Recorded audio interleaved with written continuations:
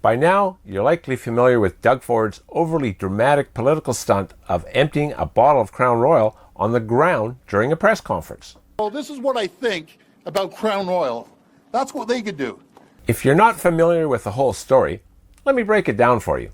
Ford is openly protesting manufacturers in Ontario who are outsourcing to other countries for cheaper productivity.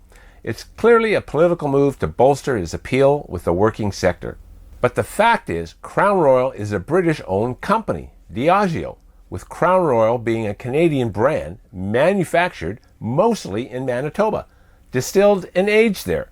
Though one of its smaller bottling plants in Ontario is closing in February 2026 due to efficiency moves. Some US-bound volume shifting south.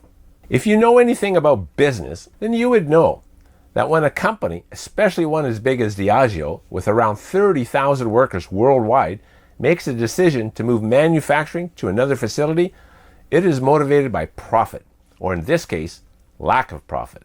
The fact is that Canadian productivity is severely lagging behind our US counterparts for a number of reasons. Specifically, lack of new investment in training, machinery, and facilities. Since the Trudeau years, and now Mark Carney, it's never been worse than it is right now.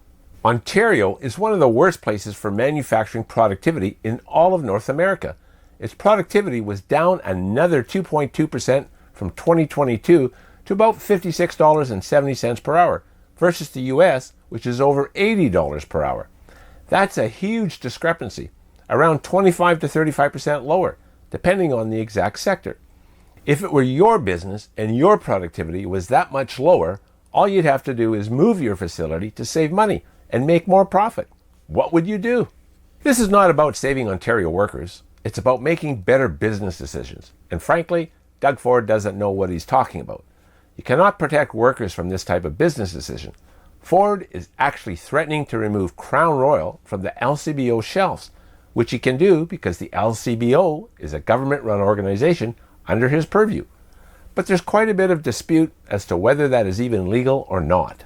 If you want Crown Royal manufacturing and bottling to remain in Ontario, then remove the government red tape, give tax incentives, make workers work smarter, not harder, and sit back and watch the economy grow.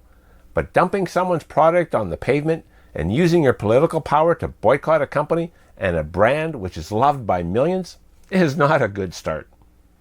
I'm Glenn Zacher. Consider a thumbs up and subscribing to the channel, and I'll see you next time, because it's your money.